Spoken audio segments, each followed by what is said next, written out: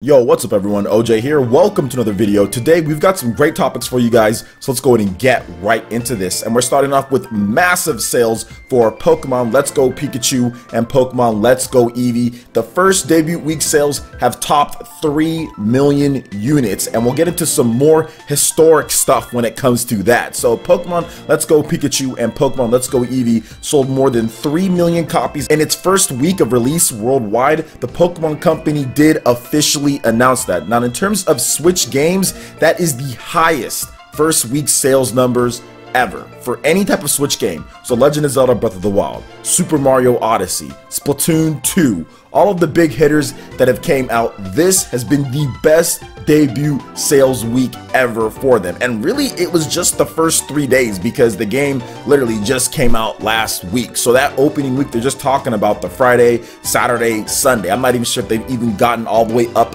until this point or whatever, because we're already not at this point Friday. So that is very good. The game launched November 16th. And I think that it comes at a great point for Nintendo because obviously you have the Black Friday sales, you have the holiday sales, and I think that this game, Pokemon Let's Go Pikachu and Eevee, is really going to ride right into that. But let's talk about how this game did so well. Obviously, the power of Pokemon, you know Pokemon is going to sell, but there was a lot of negativity, and I talked about it in previous videos, right? We've already had a couple different videos talking about the good sales numbers for the UK, talking about the good sales numbers for Japan with Famitsu. The Media Create sales came out, and it was even more impressive with what it did with the hardware sales in Japan, and I guess we can discuss that a bit because I haven't talked about it too much. I just talked about what the Famitsu chart said, but if you looked at the Media Create sales charts for this past week, Nintendo Switch sales were at 200,000 units plus. So Pokemon Let's Go Pikachu and Eevee, obviously you're going to get that bump, right? The holiday bump with hardware sales, but I honestly feel that this game actually spurred on that bump a little bit quicker, and it's only going to snowball from here. We're going to get some bigger sales numbers, but this game has definitely been a system mover for Nintendo. It's something that a lot of people find value in, right? Because you're looking at it and anybody can play the game. The age in terms of when you can buy it and all that, anybody can pick it up, anybody can buy it. So if you're a kid that's 7, 8, 9 years old, you can go out there and buy it yourself if you've got that money, right? You can go with your friends and buy it. You don't have to worry about certain age ratings or anything like that. So it's accessible to so many different types of people. You have adults going out there and playing it. You have kids buying the game. You have parents buying the game for their kids, teenagers, whatever the case is. You go out there and enjoy the game. So I think that's the reason why it's been one of the best sellers on the Nintendo Switch, just because we're at the biggest install base that the system's ever had. We're getting people buying the game for Pokemon. One, because it's Pokemon. First HD Pokemon game made by Game Freak on one of Nintendo's already most popular systems of all time. If you look at it, it's already one of the most popular systems based on the trajectory of sales. Obviously, you're going to have a huge response to this game. But here's the thing, guys. I think Super Smash Bros. Ultimate could even have a bigger debut week. And I'm actually going to go ahead and say, yeah, it's going to have a bigger debut week than Pokemon Let's Go Pikachu and Eevee, because we're going to have even more Nintendo Switch sales out there, and we're going to even see more people holiday shopping as well. So the debut week 3 million versus whatever Smash Bros. Is going to do, I think that might do 4 million. Honestly, based on what we've seen, it might just do that, but we'll have to wait and see for it. For right now, Pokemon Let's Go Pikachu and Pokemon Let's Go Eevee are the best debut week sales ever for a Nintendo Switch title, and there was a lot of people that didn't expect that based on some of the backlash this game was getting, but it's doing really well. It's boosting Nintendo Switch hardware sales. From what I understand, the Mario Kart 8 Deluxe and a Switch bundle that you get in there was doing really well. A lot of those did well across the Black Friday sales that are going on, so we'll have to wait and see how everything affects the sales and how Pokemon Let's Go Pikachu and Eevee continues to do. 3 million units in its first week, pretty good, and I'm guessing that includes all the different bundles and digital sales and everything. So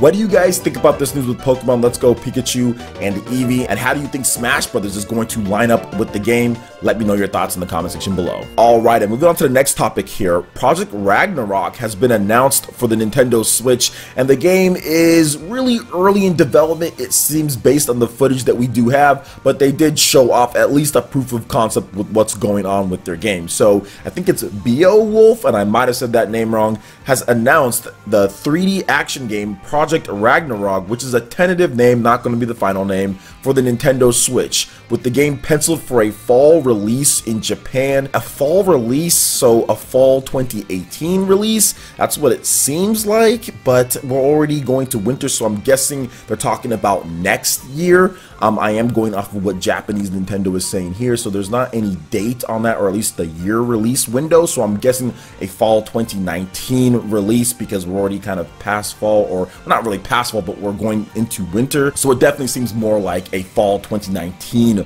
release on this one. But yeah, it does look a little bit rough. The graphics obviously look pretty good. The graphics definitely look good, but the animations need to be better. I think this is really just more of a proof of concept type of thing, that hey, this is what we're working on and we're going to tighten it up from here. Maybe, you never know with these type of games, but it's cool to see more new third-party games being announced, especially from Japanese developers. And this one graphically looks pretty good so far. They just got to tighten up some of the other things, but I think it still has a while before it's released, so hopefully that does happen. But I'm happy to see just more Japanese action games being announced. This definitely looks like it's up my alley once they do get it brushed up on the combat and everything. Looks like it's going to have a lot of different maybe classes and options and different things that you can pick. Obviously we haven't seen everything that this game has to offer, but it's cool to have an announcement here. So what do you guys think about Project Ragnarok being announced for the Nintendo Switch, probably coming out fall next year? Let me know your thoughts in the comment section below. Alright, I'm moving on to the final topic here. There is another brand new game announcement for the PlayStation 4, Xbox One, Switch, and PC. Developer Rare Drop Games has announced Warborn, a turn-based strategy game in which players take command